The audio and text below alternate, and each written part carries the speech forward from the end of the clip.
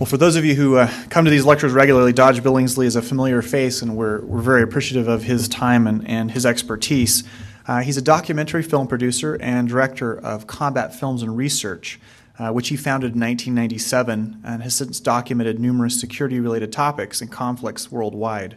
Billingsley was named a finalist for the prestigious Rory Peck Award for Best Feature for his film Virgin Soldiers, which follows a squad of Marines from their base in Southern California to the end of combat operations in Baghdad. This film aired in the UK and other markets around the world. In 2002, he also won the Rory Peck Award and the Royal Television Society Award, both for Best Feature for The House of War, which documented the battle for Kuala Jangi Fortress in Afghanistan.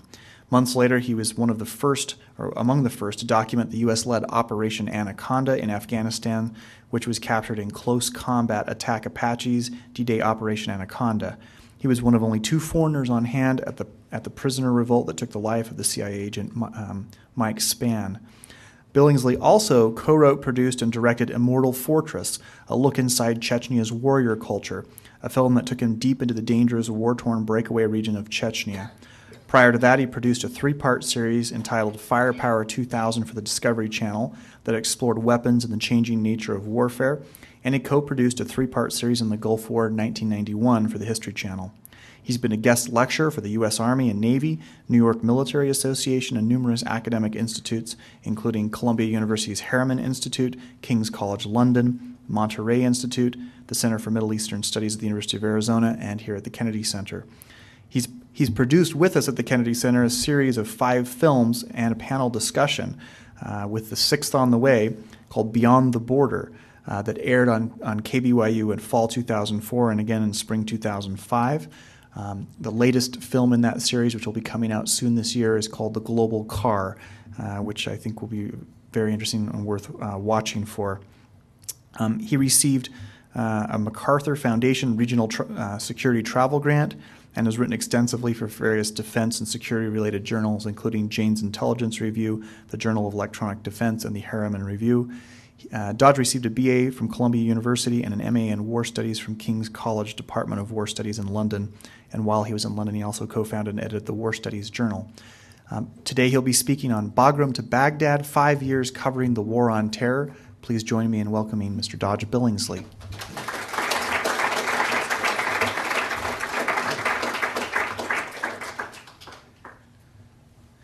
It's kind of funny, this lecture has a lot to do with media technology, and I can't figure out how to get my Mac to work here. So it's like the anti-message, right? Now I'm tripping through the chords. Oh, blast. It'll all get sorted out here any second. All right. It's good to be here today. How many of you guys heard my lecture last semester? Okay, so, because in a way I'm giving a bit of a survey piece, and I'm happy to do it, but I'm going to go over some familiar territory for those who might have heard it. When we first started talking about this, it was the idea to do a bit of a survey, what it's like to cover war as a journalist, as a person. I'm kind of uncomfortable with the word journalist, but as a media person, I guess, and I'll explain that. And just some of my perceptions. And I started thinking about it. I've been thinking about it for a while, trying to figure out if any of my perceptions were worth relating. And I guess the one, so I have 5, basically. And the first one is that, and we've talked about this a little bit before, that we're in the midst of a revolution right now in media dissemination. And I'm going to go into that in 2 parts of this lecture. But I would think about it in the terms of just Operation Enduring Freedom, which was in Afghanistan, obviously, post 9/11, 2001, and a lot more in 2002, and then it kind of scaled down until, obviously, recently. When I was there, I was a stringer for CBS News out of the London Bureau, among other things. I also write for Jane's Intelligence Review, and as a freelancer, you can do what you want. You try to pick up as many contracts as you can, because after all, that pays the bills. And CBS paid the travel bill and gave me a satellite phone, and that's one element of this lecture right now. In 2001, it was prohibitively expensive to have a satellite phone to operate it as a freelancer. It was to call and actually use it was very expensive. It was also a time when if you took a picture or or shot some video, you had to find an uplink center. You had to be able to get your data, your recording, whatever it was, out. Now, print journalists had already bent this a lot because they could write on their laptop and use their laptop in conjunction with the sat phone, not necessarily the sat phone, but the old sat phones, the MR sat phones with the dish, and they could bring their print document or send it right to the bureau, and they could get that. Media, pictures, images, high file size, that was much more difficult. In a sense, it meant that for me, the first battle I covered was the operation at Kalajungi, in which Michael Spann was killed and John Walker Lynn emerged. That every evening I had to leave the fortress and get to the Turkish uplink. Turkish NTV had set up an uplink on the roof of a decrepit hotel next to the central mosque in Mazar-e-Sharif. And if I was going to broadcast anything that evening to go to CBS Evening News, I had to be on that rooftop, and CBS London Bureau was going to buy the time. I didn't have to worry about anything like that, but I had to get there with my camera and get that material available for uplink. My particular slot came every morning at 2 a.m. The downside of that was I covered the battle at Kalajungi every day until dark, and at that point the battle stopped. And it didn't stop, but it stopped for me. It wasn't recorded because there was only a couple of us out there covering it that were there at the time, and we all had to get in. One, because there was a curfew. At the time, the Northern Alliance had recovered Kalajungi, but there was a sort of a battle between Ostad Ata's Tajiks and Dostum's Uzbek forces for control of the city. It was not a safe place to travel. We would have risked it. We do that all the time, but it was physically impossible to get anybody to drive us after dark. And the fortress is about 10 miles out of town. So every day we left that battle at dark, that we'd stay as long as we could, we'd record what we could, and then we left. So at dark, we don't know what happened. The next day, we'd have to go there in the morning and piece it together, all because we were driven, because if you're going to get a story out, that's how it was. It was fairly mobile, but it wasn't truly mobile. Talk about 24-hour real-time media, wasn't quite there yet. It was only, and if you think back to, I had a friend who covered the war in Beirut, and this is back in the day when they used to shoot film. And he said for him the war stopped every day around 1 o'clock in the afternoon. And that was because at 1 o'clock in the afternoon they had to leave the front in Beirut, get back to the hotel, to the place where film was where the news agencies had set up a film processing center. And then they'd have to take that film, process it, him as a cameraman, his work was done. He'd turn the film in at 1 and go to the pool.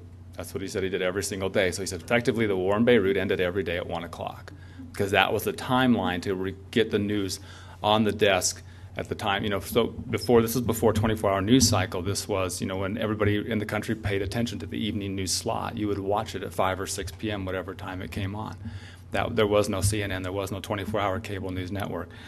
And I talked to the CBS bureau chief, and he said the early days of Vietnam were the same way. You'd go in, you'd have to film, you'd do your best, you'd come out 3 days later, you'd usually hand carry it to a place and then cable it. And for the early part of the Vietnam War, that was in Tokyo. So if there was going to be any film coverage of it, it was usually 3 to 5 days old. And it was okay. They just framed their stories that way. We've had fighting in this Khe Sanh area, and here's the pictures that we've got out of the last week, and that's kind of how the story was framed. Then you jump ahead to OIF-1, which was the invasion of Iraq, the march up to Baghdad, spring 2003. And at that point, it was really interesting. This is sort of two parts about, and my impressions were many thinking about this. One, as soon as I got to Kuwait City, I saw these customized Humvees being put together with mobile uplink stations on them. The ability to uplink, but on a vehicle, basically it was an uplink truck. Well, the DoD, as you probably are all well aware, instituted an embed, a media embed, and there was about 660 embedded media, but there was still no connection. You could ride along with the troops, you could embed, but unless you were going to submit a print story, I call it the old-fashioned way, but it wasn't old-fashioned then. By using your some of them guys were basically dictating their stories over their sat phone to the bureau chief, and that was what they were doing. But you couldn't put out video images. So CBS bought 2 Humvees, restored them, made them into mobile uplink stations. The DoD got wind of it and said, no, you can't drive these things into battle, you can't be embedded with our column and have your own transportation. So even though there was this idea that you could embed, they were going to allow media to tell the story, I'm not sure if it wasn't thought out, they hadn't figured this out, but there's a real pressure by the networks to be able to come up with some way to transmit their story en route to Baghdad or during the battle or shortly thereafter. They started fighting with the DoD on this, and in the meantime, BBC, ABC, NBC, German ARD, they all started buying Humvees, anything they could find. The market shot way up. I remember talking to the CBS bureau, well, the temporary bureau chief in Kuwait City, I guess, and he said, you could get a Humvee that tripled in price in like a week's time, because all of a sudden everybody's looking for this durable vehicle that could cross the border with the troops and they could transmit live. In the meantime, all the bureaus were fighting with the Pentagon to get this the freedom to move across. Pentagon, I don't know if they say they lost the battle, but they initially, or in the end, allowed all the networks to drive their own vehicles across the border. So this is the first time ever, and you see, the news made a big deal out of it. I don't know if the stories were any better, but you had a lot of times where the journalist was, the anchor person was sitting in the front passenger seat or up in the turret of an old, you would have been a gun turret, and broadcasting live while they're en route, while they're driving through Al-Numani, Al-Nazari, all these different places. So to me, even in that shift between 2001, 2002, and 2003, you started seeing this shift. And now, just as of last year, they've come across the idea, compression technologies have gotten, this is the real boring stuff, I know, but compression tech, there's a point to it, have gotten so good that they can now put two sat phones together. The baud rate is so high, compression is so sophisticated, you can uplink, they say 30 to 60 seconds of video every 15 minutes. That's pretty good. That means you can shoot it, and if you got a two-man crew and he's hardwiring into the laptop and you're cutting your little piece, within 30 minutes of when the action happened, the story is at the bureau. If you have two sat phones and the compression technology, which everybody's getting. And that's probably old technology because that was last year. So that's the first, all I'm going to say about revolution. Because I think it's going to come up more. The second part is I became very skeptical of media coverage, watching events unfold in Afghanistan and Iraq. And I want to say, and I want to clarify this, the first reason for this is what I call just a learning curve. In the beginning, and I'll say this for the U.S. military as well, a lot of my friends at Fort Leavenworth in the Foreign Military Studies office, as soon as 9/11 happened, like within a week, well, when the plane started flying, they were all in Moscow collecting data on Afghanistan. And you'd think, okay, the Army studied the Soviet-Afghanistan war forever, right? And they had. But all of a sudden, there was a real need for we need all the information we can get because we're going to Afghanistan. The Army knew it, and they were on their way.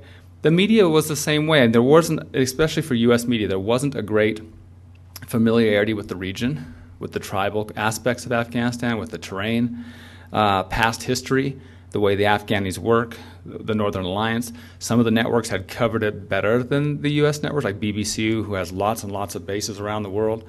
But there was a real learning curve, how to operate. There was also a learning curve, which I saw, especially in Afghanistan, of media personnel operating with the military forces. Calling a Jeep a tank, calling a machine gun a rocket. Now, these are trivial little things, but you know what? Every story I read, I have to look at now, like who wrote it and where did it come from, because some people, like I look at Carlotta Gall, I'm not too worried. I know that she's covered war, well, that's before Chechnya in 94. I know when it says it, at least she's got a basic understanding of the layout, and so that makes me feel a little bit more secure. But I saw a lot of reporting in the early days of the war that has gotten better. Let's just say that. It's gotten better. The other thing, and this is, we'll see how the technology serves me right now. One of the other things I think is the logistics of covering war. And we've talked about this a lot in the past. And one is getting there, your seat in the fight. And what I mean by that is, oh man. I haven't worked a mouse pad in a long time. And I can't find that file. Okay. Well, okay. We don't need that file. I've shown it before. depending on where you are, my first lesson came in Chechnya. You try to cover a war, it's where you're sitting. If you cover a war from brigade headquarters, chances are you're relatively safe. Not always. 2 journalists were lost in the thunder run into Baghdad, making a SAT call out by the motor pool because they were hit by a rocket. Just like that. But you're relatively safe compared to someone who jumps in with a platoon or a squad and says, I'm going to go out and fight every fight. I'm going to go on patrol every day. You have these different areas of coverage. Now, the downside, the upside of being out on patrol is you can really see what the frontline soldiers are doing. The downside is you have a very tactical vision or tactical view of the war. And this is my view in OIF-1 in 2003. I knew everything my squad was doing. I knew everything my platoon. I didn't even know what my platoon was doing because they were in 2 other vehicles, and sometimes we get lost in the sandstorms. And even though they were supposedly only 100 meters away, I couldn't see them. But I knew what we were doing. But had anyone ever asked me, "Are we winning the war?" I would say, "I assume we are because we're the United States of America." I have no idea. I have no idea if we're winning the war. Where's the Army? I have no idea. Where's the rest of the company? I don't know. Let me listen to battalion radio for a little bit and see if I can find out. On the other side of that, if you're at brigade headquarters or division headquarters or corps headquarters like in Doha, you got this great overview through briefs of how the war was unfolding. But you had to take that, you had to assume that those briefs were fairly accurate or not, but that was your view of the war. And so the real value or the real work to covering the war, I think, ends up in the bureaus because you have a lot of frontline media getting their stories out when they can, when there's a way to uplink and upload, which more and more now those means exist. And you got to mix it with these big picture ideas that you get at maybe Corps, Army, Division, or Brigade headquarters and see how they mesh together. And they don't always mesh together. Sometimes they're just completely off. And the other thing, talk about media coverage as far as logistics of covering war. Where you at also makes you. What's the best way? I want to say subjective. I think everyone is always. I don't really think there's a truly objective view of war. There just isn't. If you are embedded with troops, you are depending or assuming that those troops are going to save your life in the event that if you jumped out of the vehicle and half the unit gets cut down, you included, you would be drug off with the others and get air evac'd and end up at a cache and you'd be okay, or that's the best that they could do. But you wouldn't just be left there. And so bonds were formed. The way the war was reported, I think, especially from the embed side versus the non-embed side, there were some interesting differences. It doesn't mean they were bad. That's just the position of the war. I learned it quickly on in Chechnya in the mid-'90s when arriving in Chechnya with the Chechen rebels, going illegally into Russia through the mountains, they handed me a Kalashnikov. Was one of the first things they did. And I said, well, I don't really want this weapon. And they said, well, who's going to protect you? I mean, let's get real about this. This is it. It's just like, it's us 8 and you. And, are you dead weight? Are you going to help out? What's the deal? So I took the gun. I never took it out of the vehicle. Didn't have to. Very happy about that. But I understood at that point that, I could be objective as I want. I could not. I could try to remain on this 50-yard line, but there were a lot of problems with that idea of covering war. My third perception, and if anybody wants to interrupt me, feel free, because my slides are probably more or less will work, but I'm not sure, is, and I'd like this to be a little bit of a discussion, because, again, it's kind of a survey piece of just things that I feel like through my experiences, a lot of this information is anecdotal. The third point is that media is a scapegoat for all sides. I mean, one of my jobs right now, or one little contract I have, which I really enjoy, is going to speak with military units deploying to Afghanistan or Iraq. And I haven't spoken to all of them, but I spoke to about 12 brigades last year and probably 20 the year before. That's part of a cultural awareness thing that the Pentagon set up. Without exception, every one of those units think the media is out to get them, that it's all liberal media, and that's ruining them. And a lot of them will take it back to the older senior officers will take it back to Vietnam or lessons there. And I find that a lot of people believe that around the country. However, have you ever gone to an anti-war rally? I went to Rocky Anderson's anti-war rally on the 5th anniversary a few weeks ago, which leads me to a second part of my story. All they talked about was the corrupt corporate media. And everywhere in that circle, it's all about the corporate media never tells their story. So both sides use the media as a scapegoat. And I'm not, and I don't know if that'll ever change, but I mean, it's not really, I don't believe it's one-sided. And then, like I say, if you step into the other camp, from whatever camp you come from, they will be harping on the media just as much as you probably do, but for the exact opposite reason. And that's one thing that really surprised me throughout the course of all this. The second, now I'm going to go back to the revolution part. The biggest change in I think in the information revolution, which has really affected how war is covered, is bandwidth. When we left Operation Enduring Freedom, we thought about putting short films on a website, and we couldn't do it. I mean, we could. It was so costly, you can't do it. And what was interesting to me was that when I was at the anti-war rally a couple weeks ago, there was, I think, 7 official media crews there in the media roped-off area. I counted 23 video cameras in the crowd, people doing their own thing with one-person mics and for their own blog or for this or that. And the question is, where's media going? And this is a question for financial dollars, it's a question for advertising dollars. It's not just about covering war, it's a question about media in general. But it was amazing. There was more media in the crowd amongst the demonstrators than there were in the media section. Now, we know the media section put it on the news that evening, so if you tuned into like Channel 2, 4, 5, 13, you would see a little blurb on the anti-war rally. But I guarantee you, if you would have went around and got all the contact points, I would say probably 2/3 of all that information is on the web. And what's interesting about the revolution of putting media on the web is it allows like-minded individuals to communicate and to band together regardless of geographic or political boundaries and borders. And that's the challenge. That is the challenge, and that's the challenge the DoD, the Army specifically, is facing. Has anyone read the new counterinsurgency doctrine, the new COIN doctrine that became official end of December 2006?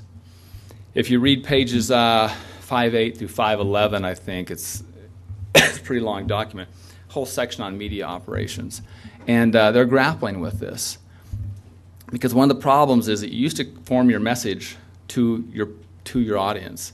Well, nowadays, if you have the kind of media dissemination that's possible, where you can blast something on the web and everybody can see it, how do you tailor the message for the home audience, the home front, the host nation audience, perhaps, like in a place like Afghanistan? How do you put out a message that is seen there but not misunderstood in America, or seen in America, not misunderstood in Afghanistan? And then you have this world media, and you're always trying to influence the other side.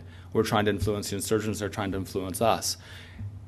Those media messages are mixed all over the place because, in a way, once it goes on the web, and one of the things I do when I talk to the soldiers is I can always go to their own sites, and you see the stupidest things on these sites. Either they're all naked with socks around their privates or something, and they're gas mask gear, and I think that's fun. Once they put it on the web, everybody sees it. It's there. It's immortal. They become immortal. How do you want to be remembered? I mean, a lot of things have been broken or leaked or influenced public opinion that came out on the internet. And once that image is out there, there's enough ways to copy, pirate, and disseminate that information that it's out there. Just accept it. The question is, how is it used? And the conclusion I've really come to is that that images are probably the most important media in covering war in the 21st century.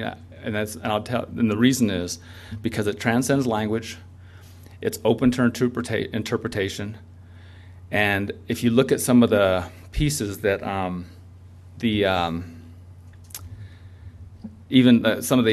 Taliban and Al-Qaeda networks were using in Afghanistan, they were showing there was a familiar picture of a female soldier patting down Afghan women, in body armor and Kevlar and her hair in a ponytail. You couldn't tell she was a woman in the U.S. Army. And so the message below it was that this American male soldier was defiling Afghan women. But it's just an image. You can attach anything you want to that image. We put out, I put on a DVD. We did a film called Virgin Soldiers about the squad of Marines, and in it we shoot up a bus. See, that's the problem with being embedded media. Everything's a we, right? They shot up in a bus. Guy ran out. They put a bunch of 50 caliber rounds through him. It's clear as day on my video. They thought it was super cool, so I put on the DVD for them as a special feature they wanted to see. It was part of the story anyway. I mean, we've tracked that to a dozen websites jihadi websites. One of the captions said, U.S. soldiers taking target practice on civilians prior to the Battle of Fallujah.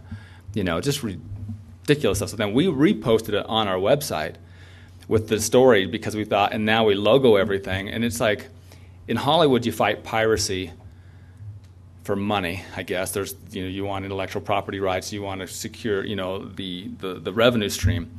But in something like war, where it's an emotional topic anyway, what's being pirated are ideas and public opinion and the will to fight and the will to conduct these operations, and that is crazy. And no one has an answer right now. No one has an idea how to rein that in, and it's really obvious on the military side, listening to these guys, how to deal with this, and they're all it's real work in progress. But it's interesting. It means it's fascinating. I will show you. Let me see. I got to use some slides, right? Talking about the media message, and I'm going to use Chechnya as an example. I love this picture because see these guys across the top? That's the Chechen insurgent brain trust right there. In the middle, you have Doku Umarov. He's the senior field commander / the leader of the Chechen insurgents. He was a junior field commander under a fairly significant field commander named Ruslan Galayev during the First War. What's interesting to me, if you go to kavkazcenter.com, is that the media message has to continually reshape itself. And what I mean by this, and the Chechens are a good example because it's been going on a long time, they've had some major shifts. In the First War, they were super friendly to the media. The Russians were not friendly to the media. Shamil Basayev, gave his ring to my friend who was at ABC at the time, and it was kind of like a key to the city. And everybody would see Shamil's ring, and he just wandered all over among the Chechen insurgent groups. So he filmed everything. The Russians, he met up with Spetsnaz. They shot him with rubber bullets, his whole crew. They shot the legs out from underneath him. Then they beat him. NBC was up on a hill just above it, and they filmed the entire thing. And I wish I had that here. It's an amazing piece of video, just brutalizing an international camera crew. Now, the Chechens are no saints, but they won the media war in the early days, the very, very, very early days. These names like Shamil Basayev, Ruslan Galayev, Arbi Barayev, they became synonymous with the effort. They became, I remember in the mid-90s, I could go to the souk in Kuwait City or Bahrain or, wherever I was in the Middle East, Abu Dhabi, Dubai, and you could buy little videos of them, just wiping out Russian units, everywhere. Now it's all on the internet. They don't have to do it on DVD or VCDs. They just do it on the internet.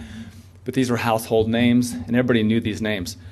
As the attrition has taken place, and the Russians have killed all the senior leadership, and significantly, the Chechens didn't get any favorable response from the West or non-Muslim governments around the world, they switched their media tack. Before, there was this idea to, now with this new group, to keep it kind of on the down low, like let's just don't hand the Russian intelligence. Everybody, that's our main characters. But you know what? They're appealing now to the Ummah. They're appealing now to jihadists or like jihadists or those like-minded people around the world. So it's important in their media message so that people see that. So there's heroes to look up to because they realize they're not ever going to get any Western support in Chechnya. They're just not. Even in the early war, the first war, 94, 95, which I think was much clearer, it was much more separatist war than a war of jihad or Islamic revolution. You'd never, oh man, I lost my train of thought, but I lost it. Okay. The West couldn't support them because they had larger politics to deal with with Russia. So even then, where we might have wanted to, and I don't know if we did or not, we couldn't. Now in the post 9/11 environment, no way. There's no way. They know it. The media message has changed. All of a sudden, they roll out the leadership. They roll out their heroes. They're not appealing to you and me. They feel like they've lost you and me. They're appealing to people in Yemen, to teenagers from Singapore or the Philippines or Yemen or people who might, potential jihadists who might make their way to a madrasa, who might make their way into Chechnya. Now in Chechnya, they don't have that many foreign fighters. At any one time, they probably only had a couple hundred maximum. But they took a lot of money. United Arab Emirates during their first war was one of the top funders of the war in Chechnya. And they're one of our most friendliest governments, friendliest to the U.S. We didn't really have any problem with that, and they didn't have any problem with us. Things have changed in the post 9/11 world. But the media message has also changed.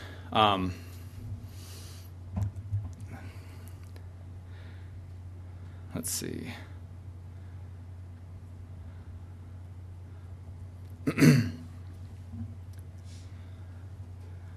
Okay. This is an interesting slide a friend of mine gave me.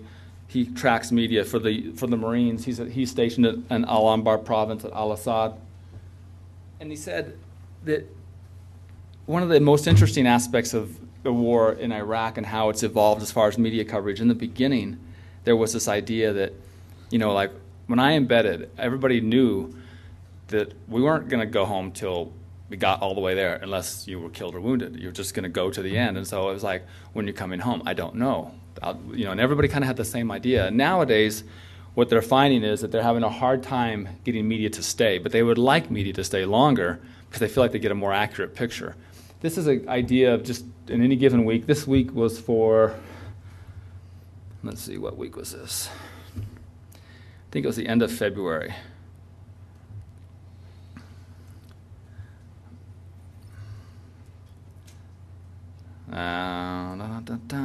As of February 23rd, 2007. Okay.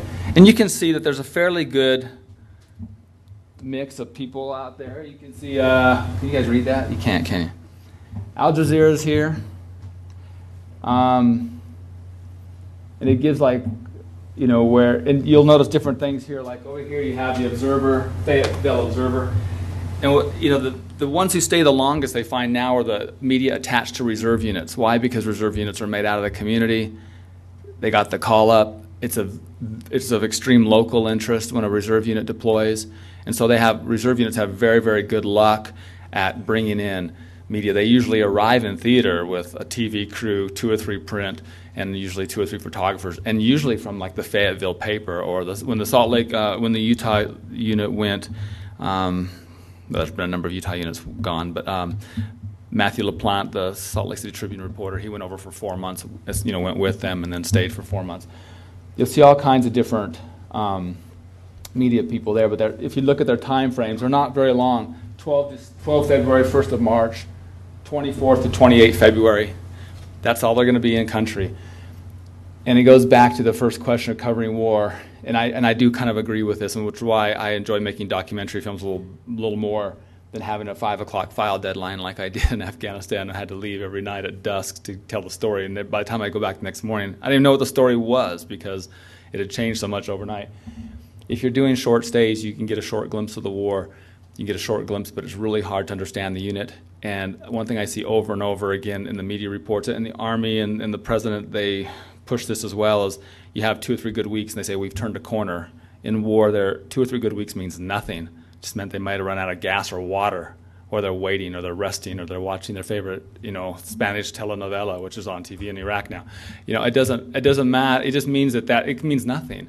So if someone to step in, I was in Mosul for 4 weeks. It's probably the calmest 4 weeks they had in 2004. It was weird, but I had no sense.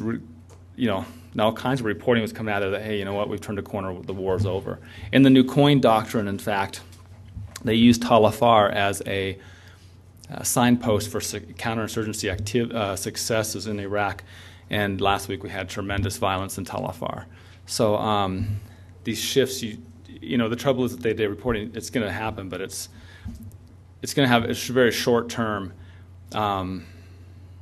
shelf life. It's going to be surpassed. One of the more interesting things about Kala Jungi going back is, I've told the story before, is that when I got there, at that night, the bureau chief said, whoa, what's happening? And I said, I told them there's this battle at this fortress. I don't really know what's going on, but we got a lot of really stunning images, and there's a JDAM, a guided munition that went wrong and hit the U.S. team that was calling it in. And he goes, okay, so when you get ready, you're going to go online. And I'd never done any of this before. And he said, when you're done, just wrap it up somehow and give us a conclusion. I said, well, I have no idea what the conclusion is. It just started. And he said, just make it up.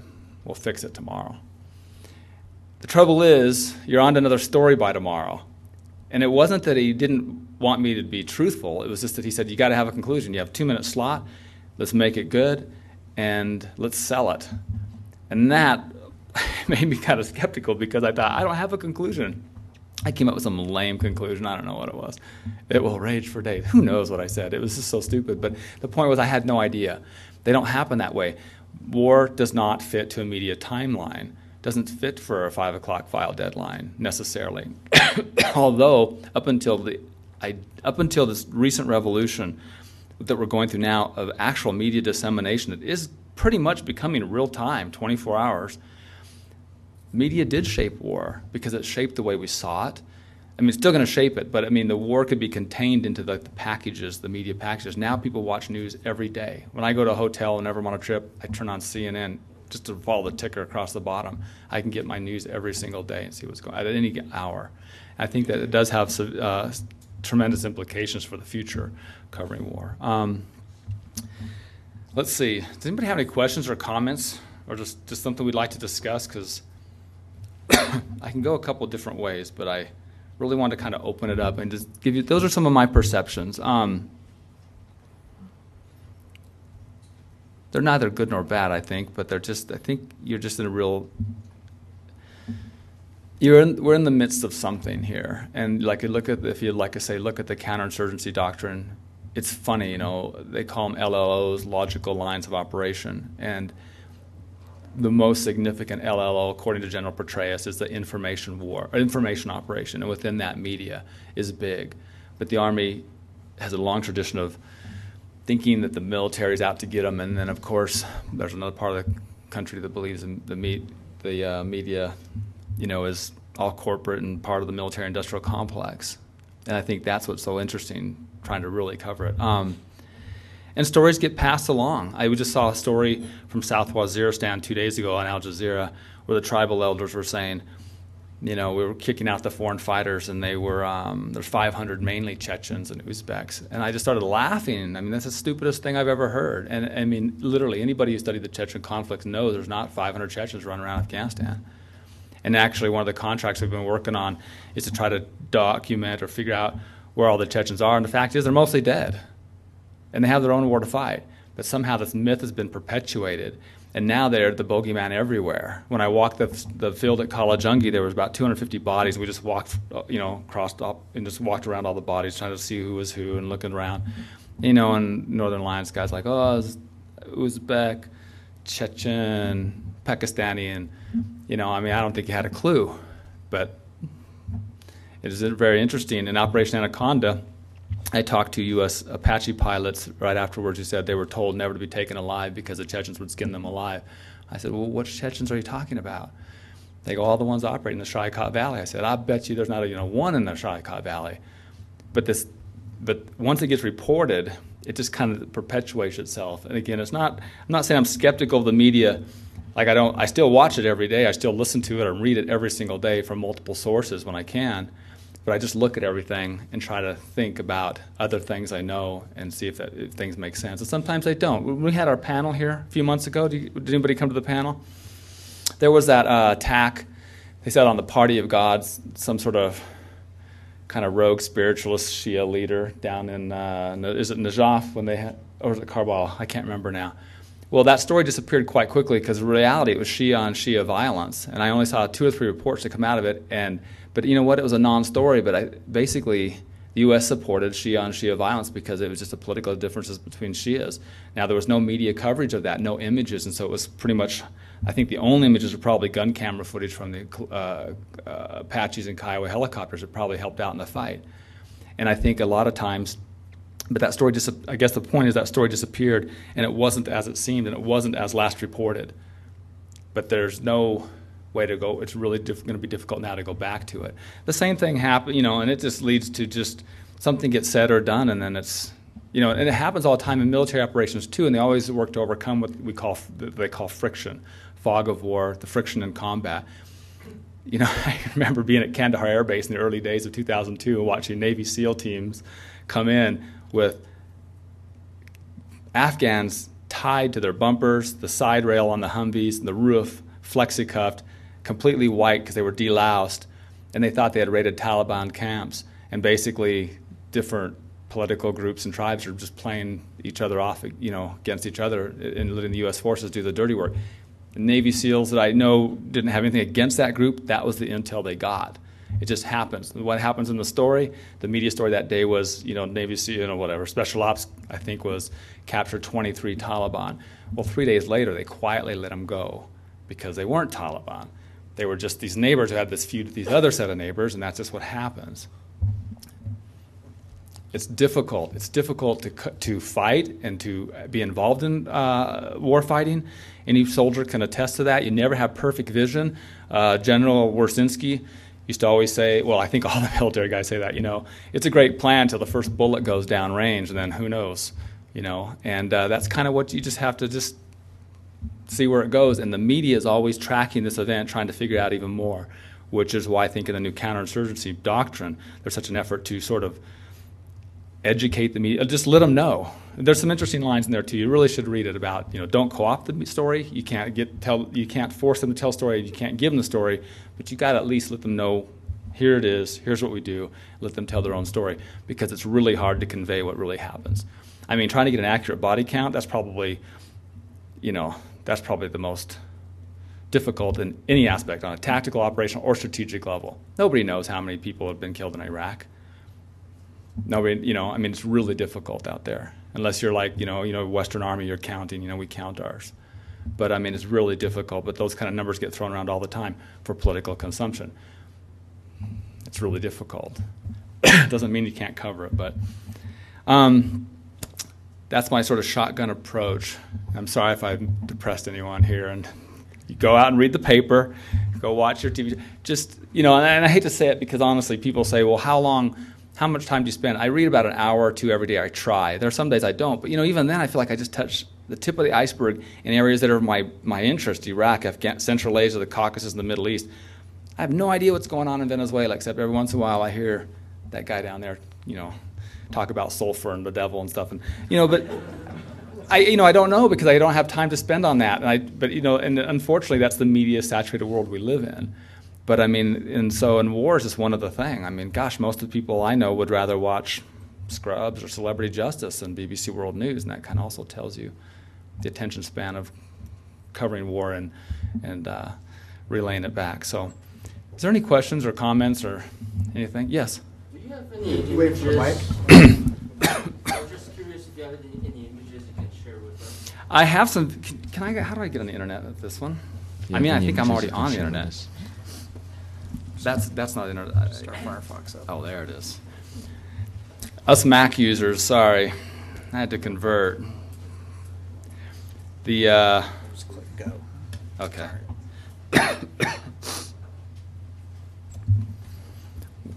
One of the things that we did in our website, and I'll just share those with you, I know it better than some of the others, is we started something called CFR TV, where we do a short episode.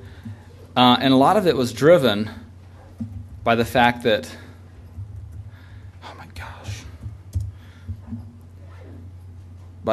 we had so much of our footage out there with different networks and different people, and then somebody else would license it, and pretty soon all kinds of different things were attached to, like the bus stop. So we put together these little shorts and do an episode brief below it. And so I don't know if we have audio or not, so there's no audio. Well, I'll show you guys the bus stop. I don't know if you guys have seen that. This is the one that's been picked up so much, and actually it spares me from having to edit the language.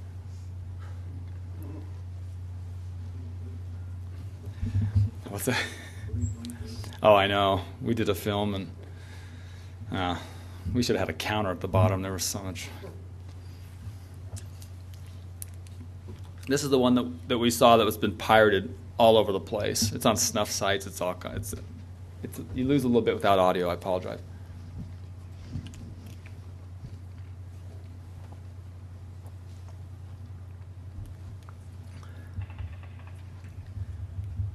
Oh, we have a little bit here.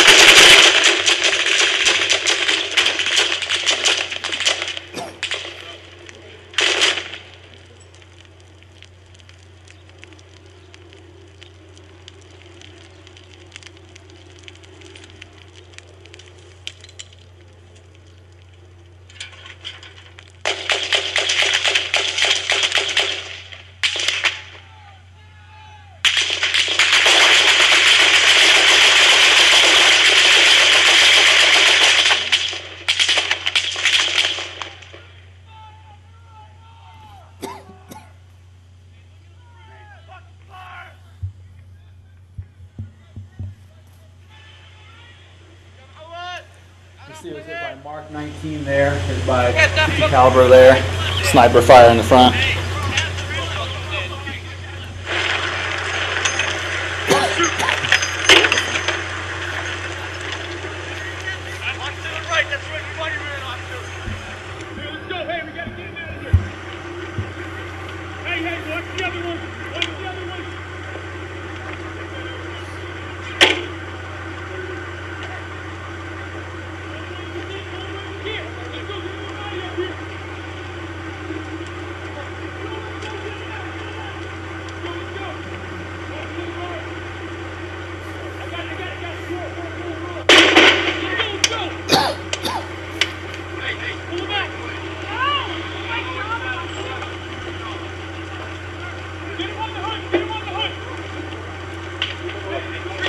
Get down, there might be secondary explosion. Keep security out. Land right over here for a sit rep. Yes, get Corbin up here now. Corbin up! Corbin up! Over here! Hey, 647, way to go.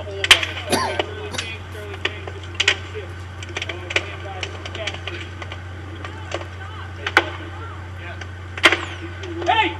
Get them on the vehicle and get it back to Doc's vehicle now! Get him behind the vehicle. Get him on the vehicle and take him back to Doc's vehicle! That thing's cooking off round!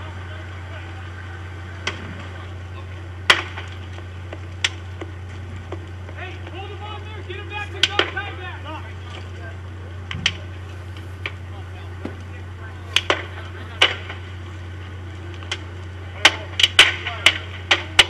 Hey, start treating her. If that thing starts to move, you gotta get the fuck out of here, right?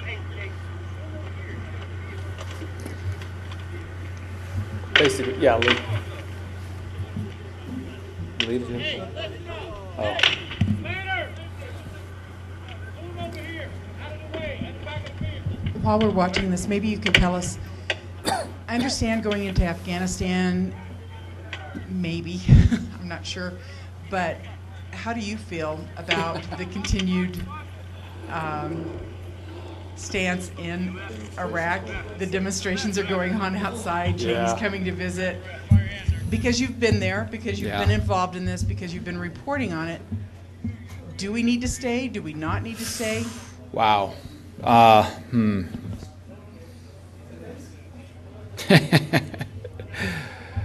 I have my personal feel. Yeah, gosh, you ever want those, don't you? I mean, I think. Okay, part of me says this is Sunni Shia violence that's going to happen sooner or later. Maybe it's 20 years from now, maybe it's 40 years from now. And it's sad and it's terrible. On the other hand, I go, well, we sort of unleashed it, so maybe we bear a responsibility. Because it pains me to see so many civilians killed in this fight. But again, war is, gosh, we've talked about that a lot. War is not ever clean. I mean, in the 60s and 70s when guided munitions were becoming the big thing, they're great at hitting the building, but everything within shrapnel range is still what they call danger close, and a lot of casualties still happen all the time. In Iraq, the United States killed all kinds of civilians. None of them on purpose, none of them with malintent, but nonetheless, lots. And that's just the way it is. So, so I'm torn on that. I really am. I feel like, like what's going on in Pakistan is starting, I'm worried about that area, but I still think it's more Sunni Shia violence. I think it's more that than anything else. Saddam was the Sunni bulwark, the front line against that for decades. And I don't know. That's a tough question.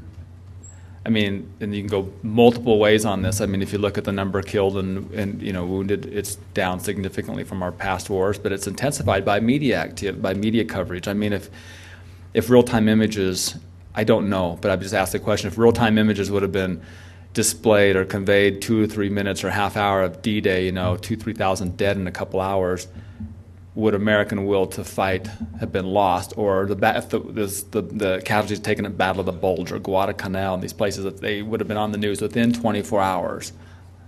What does it do to a psyche? What does it do to will to fight? And that's kind of what's playing out right now. And I don't think there'll ever be another. Well, Chechnya is a perfect example, but I think it's an anomaly. I don't think there will be many more wars fought without a more intense media scrutiny, and it may change the nature of warfare in the future. I'm not like being utopian where I think it's going to stop war, but I mean, if you're going to be completely scrutinized at every turn, you might think twice about whatever you do. That not even in war, just in everything. So it's a tough question, and I don't know. I'm very conflicted on it.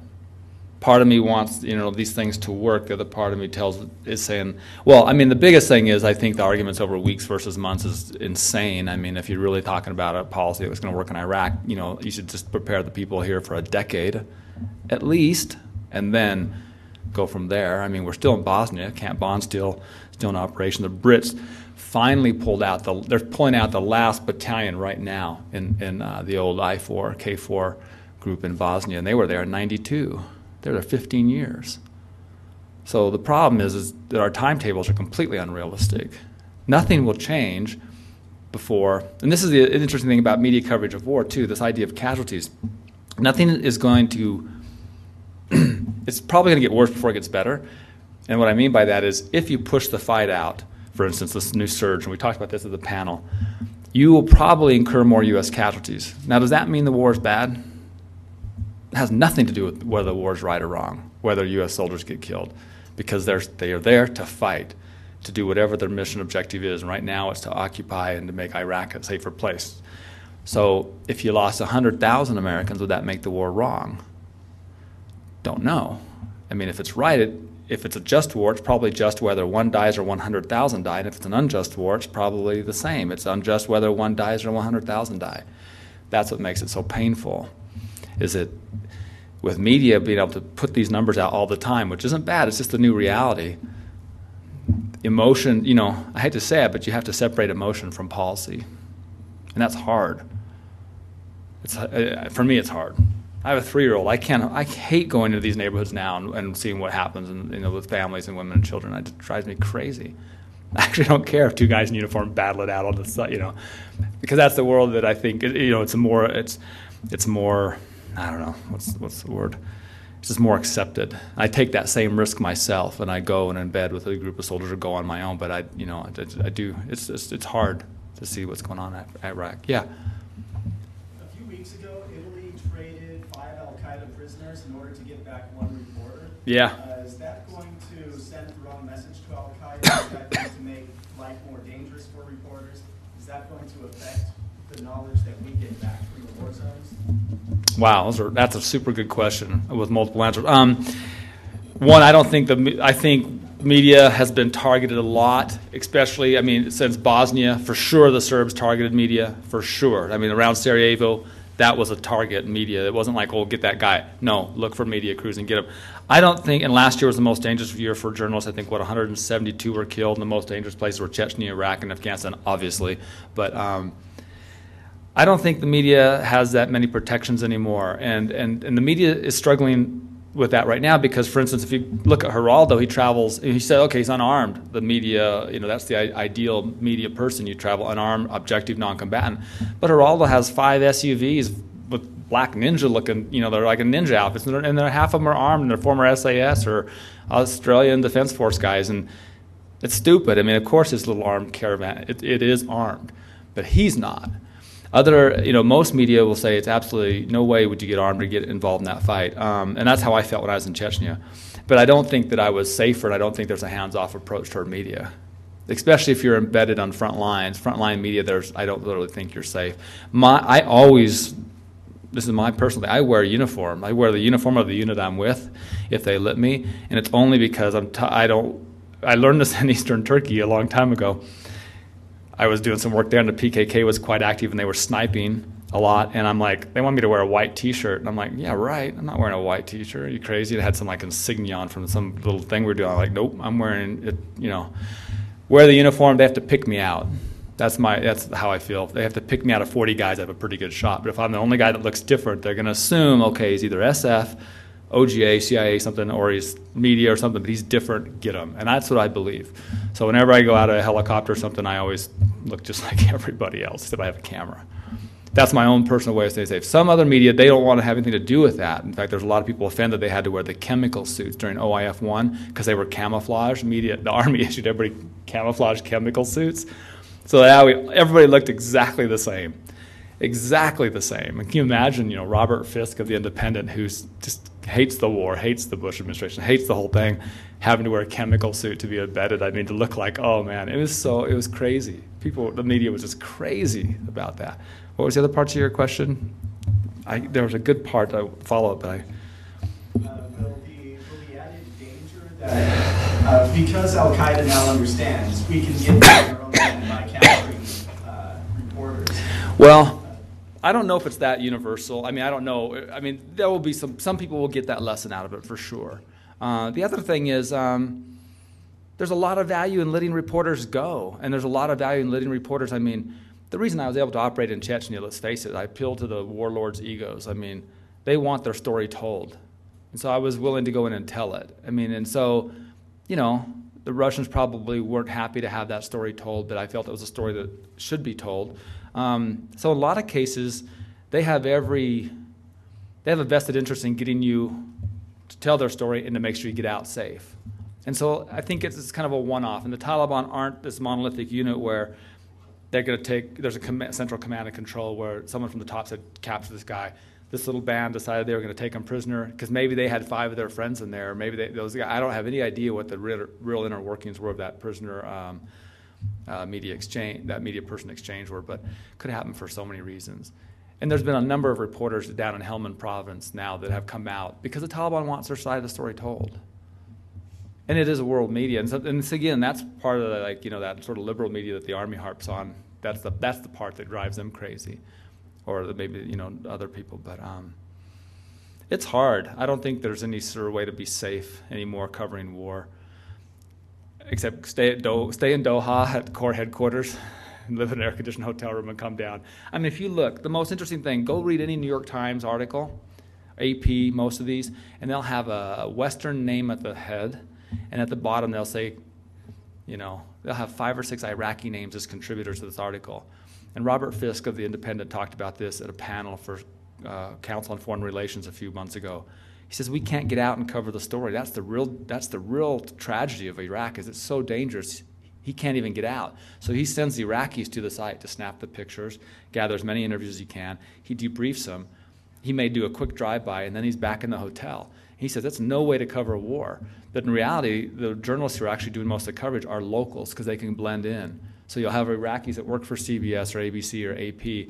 They'll just look in, they'll take their little notes, and they go back and they feed to a Western site. A lot of the credit for the media reporting in Iraq needs to go to these locals.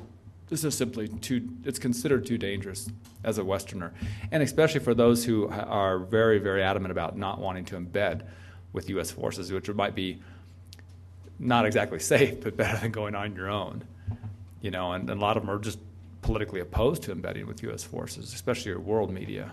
But as you see in the embed chart that I showed you, Al Jazeera is embedded, Al Arabiya, ARD, BBC, AP, everybody, they'll go in because it's one side.